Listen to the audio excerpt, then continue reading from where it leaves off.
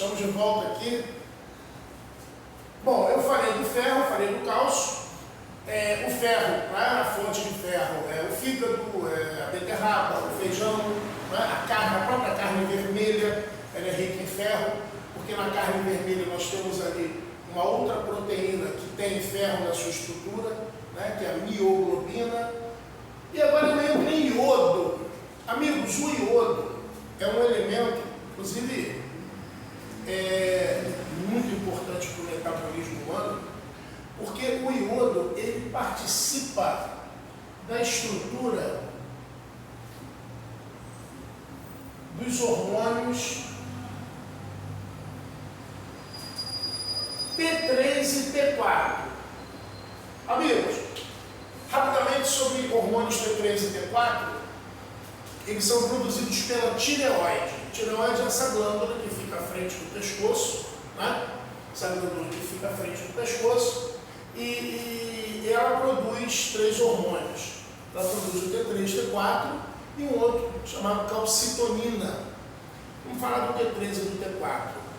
O T3 e o T4 são hormônios que regulam a atividade básica do corpo, regulam o funcionamento geral do corpo humano. Eles fazem com que o corpo humano funcione como um motor de carro bem ajeitado lá, no ponto. Você, quando entra num carro, ele não pode estar nem muito acelerado, porque se ele estiver acelerado demais, ele vai consumir combustível, vai consumir peças mais rápido, e nem está retardado, atrasado, porque também não vai ser bom para as peças. Ele tem que estar aquilo que o próprio mecânico chama de no ponto. Quem coloca o organismo humano no ponto são os hormônios T3 e T4. Eles fazem com que você tenha a alternância entre sono, vigília, ou seja, acordado, fome na hora certa, ausência de fome na hora certa, atenção. Então, o funcionamento básico do corpo humano. Você não pode engordar à toa, emagrecer desesperadamente. Esse controle do metabolismo é determinado pelo T3 e T4. Bom, e aí muito se fala no chamado hipertireoidismo e hipotireoidismo. No hipotireoidismo, hipo é para baixo, hipotireoidismo, a glândula tireoide produz pouco T3 e T4.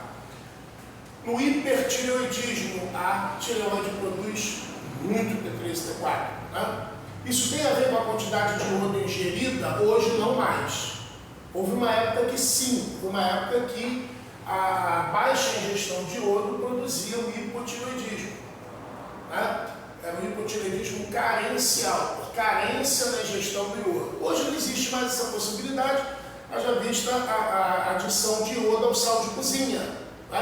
Então, por menor que seja a quantidade de sal de cozinha, aquele sal refinado que a gente faça uso, ali dentro já tem uma quantidade de iodo que é o suficiente para as suas necessidades diárias.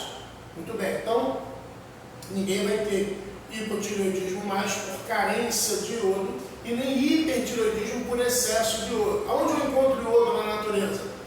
Nos chamados vegetais verde escuros e também nos frutos do mar. Ok? Então, a gente não precisa mais associar o chamado bócio endêmico, que era o inchaço da glândula do hipotireoidismo por carência de iodo. A gente não precisa mais associar, não tem mais. O iodo hoje está amplamente encontrado aí nos mercados. Perfeito? Por último, sódio e cloro são íons que normalmente estão livres dentro do citoplasma. Esses íons contribuem para o chamado controle osmótico. A gente vai ter uma aula, uma videoaula, assistam, que essa videoaula é interessantíssima. A gente aprende, inclusive, a fazer churrasco, aprende a fazer muita coisa com essa aula, de transporte pela membrana. E aí, a gente vai entender melhor o que é osmose. Mas, de um modo geral, a osmose é um fluxo de água que entra ou que sai das células. Não pode nem entrar muito, nem sair muito. Se entrar muito, a célula pode romper. Se sair muito, a célula vai murchar e morrer. Então, os íons que contribuem para esse controle, tá?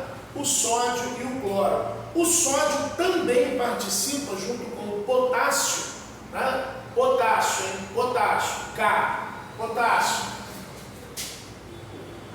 Junto com o potássio, ele participa também da propagação do impulso nervoso, né? Chamada bomba de sódio e potássio. Ok, meus amigos? Então, já já a gente volta com os compostos orgânicos.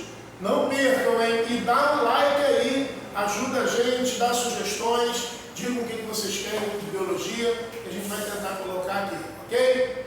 Até já!